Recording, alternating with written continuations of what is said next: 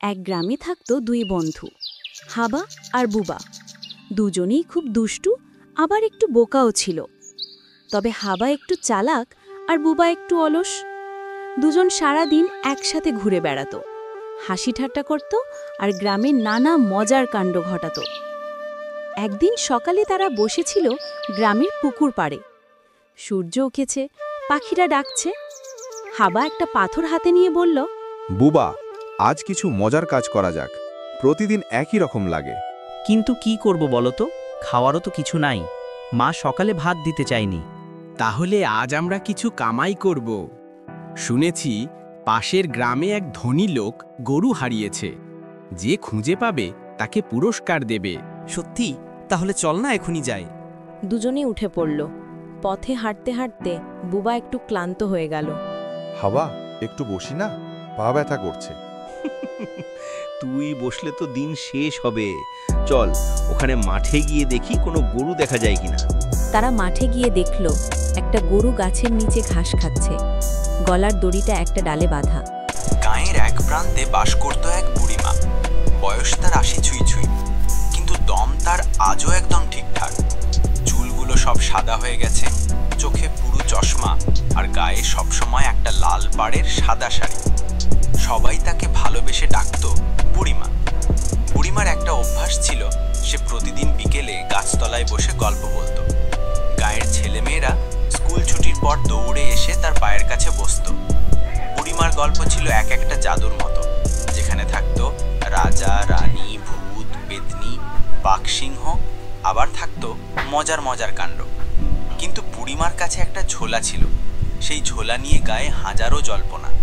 সবাই বলতো ওই ঝোলার মধ্যে নিশ্চয়ই জাদু আছে, কারণ বুড়িমা গল্প বলার সময় মাঝে মাঝে ঝোলা থেকে কিছু বের করে দেখাতো, আর তা দেখে সবাই অবাক হয়ে যেত।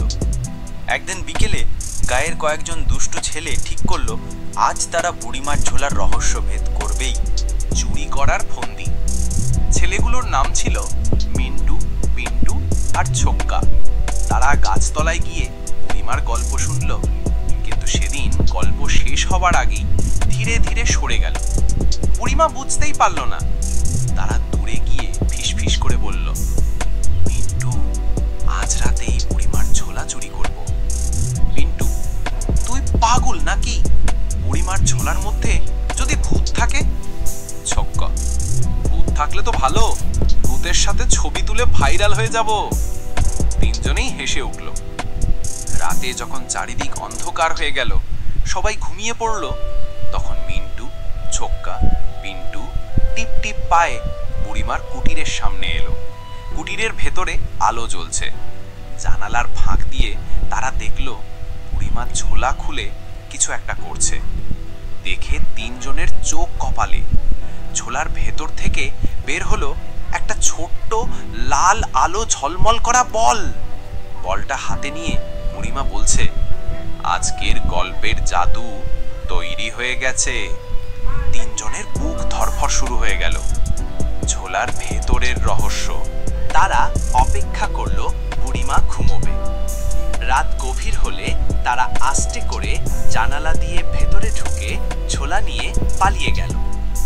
গাছতলায় এসে ঝোলা খুলতেই থাপাস, ঝোলার ভেতর থেকে একটা কালো বিড়াল লাফিয়ে বের হলো। তিনজন ভয় পেয়ে মা গো বলে এক লাফে দূরে সরে গেল।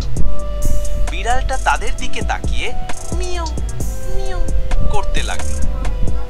পিন্টু কাপা গলায় বলল, দেখেছিস, ঝোলার ভেতর ভূত না থাক, বিড়াল আছে।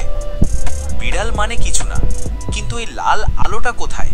তারা ঝোলার ভেতর হাত ঢুকিয়ে দেখতে লাগলো। বের হলো একটা পুরনো কালি কলম, কয়েকটা চকোলেট, একখানা ছোট্ট বই, আর শেষে ওই লাল আলো ঝলমল করা বল। ছোক্কা বলল,